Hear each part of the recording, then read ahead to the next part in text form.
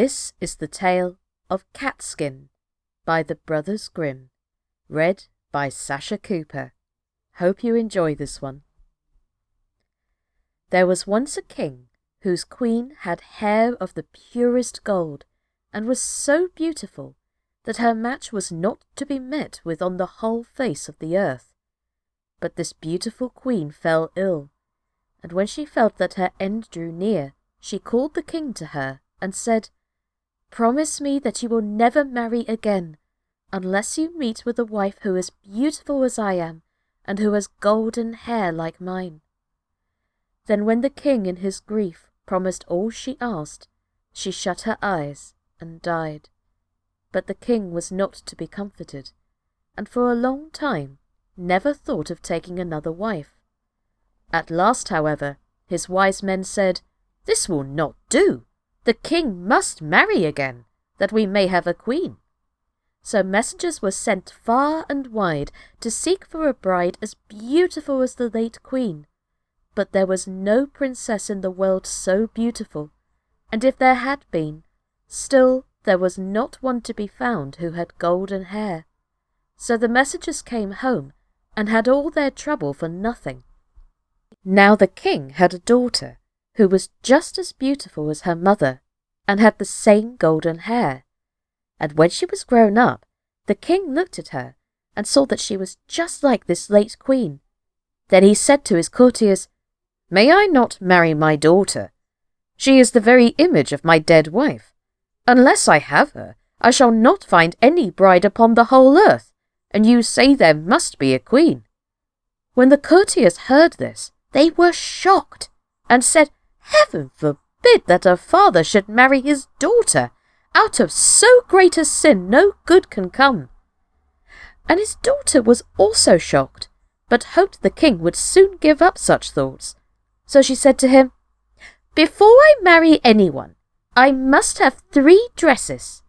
One must be of gold, like the sun. Another must be of shining silver, like the moon.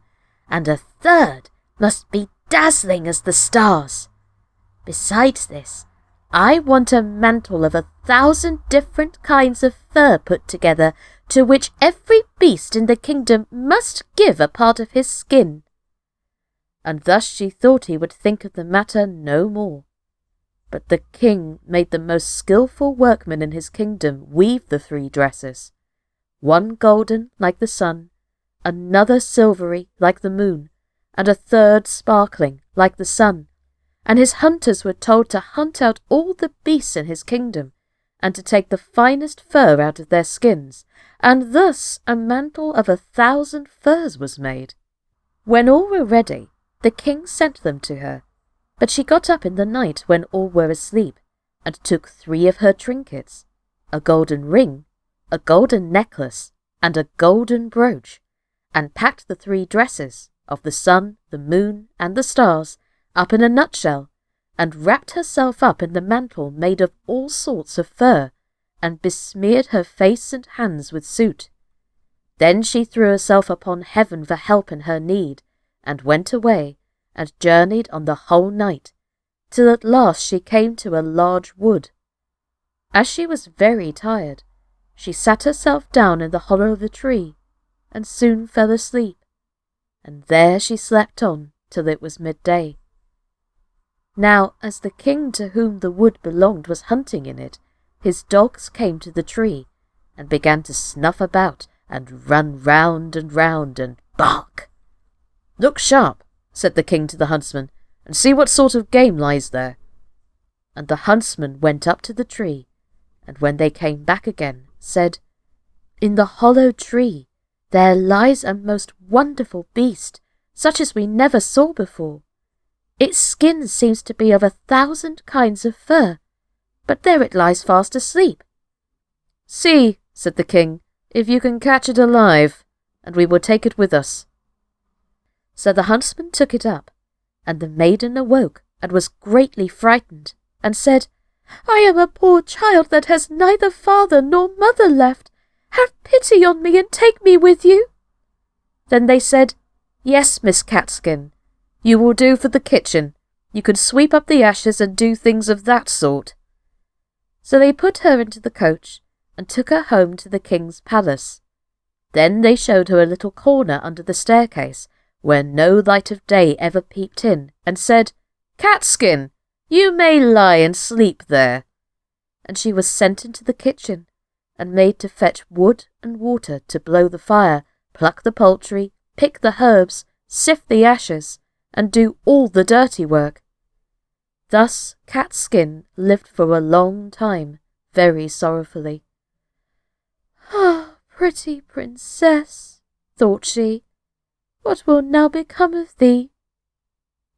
But it happened one day that a feast was to be held in the king's castle, so she said to the cook, "May I go up a little while and see what is going on?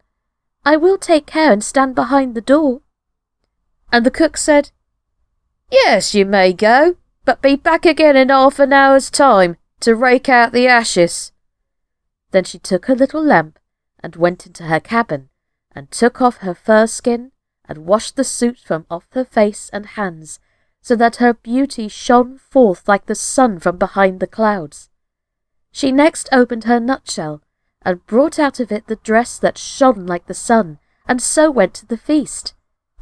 Everyone made way for her, for nobody knew her, and they thought she could be no less than a king's daughter.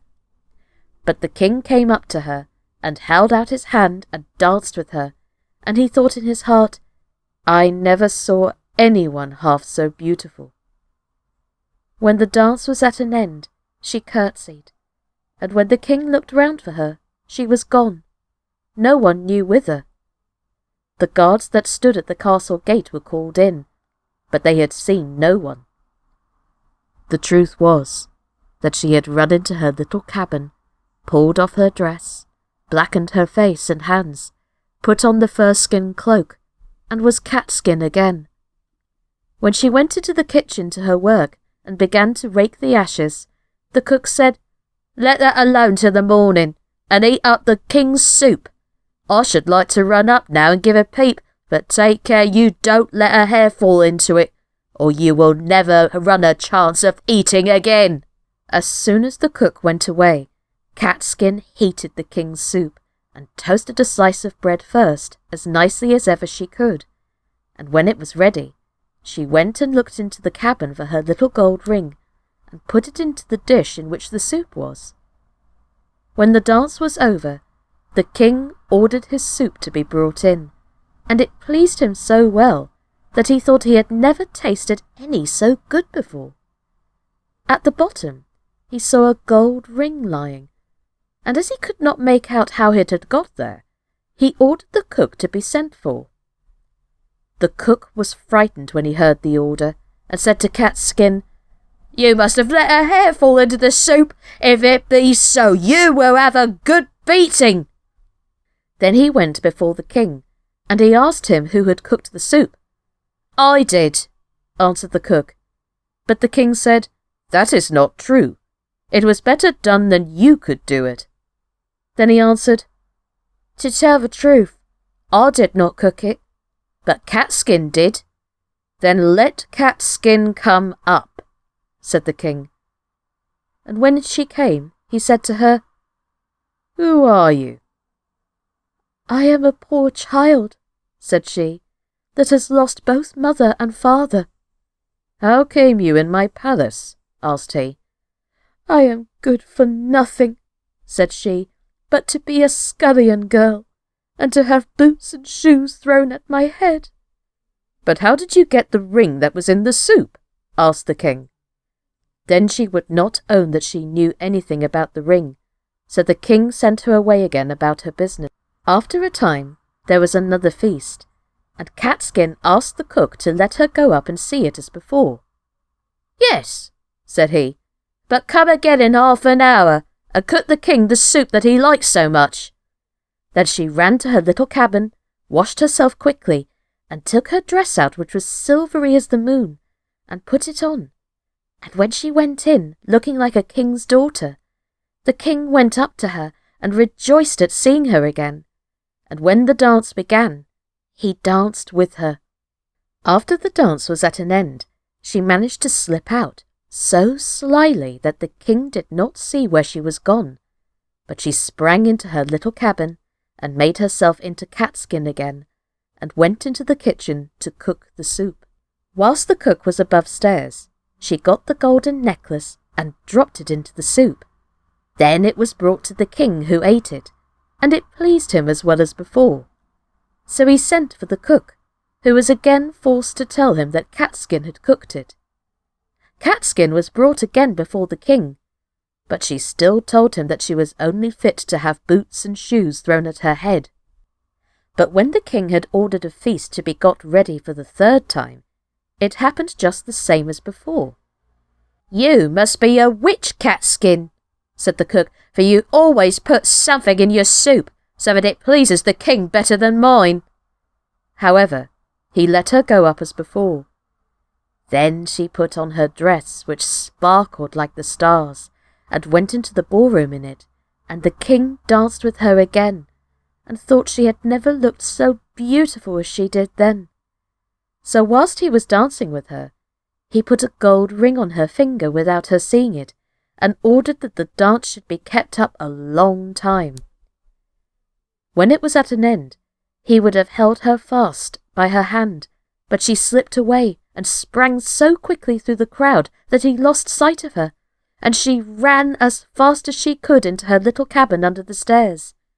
But this time she kept away too long, and stayed beyond the half hour, so she had not time to take off her fine dress and threw her fur mantle over it, and in her haste did not blacken herself all over with soot, but left one of her fingers white.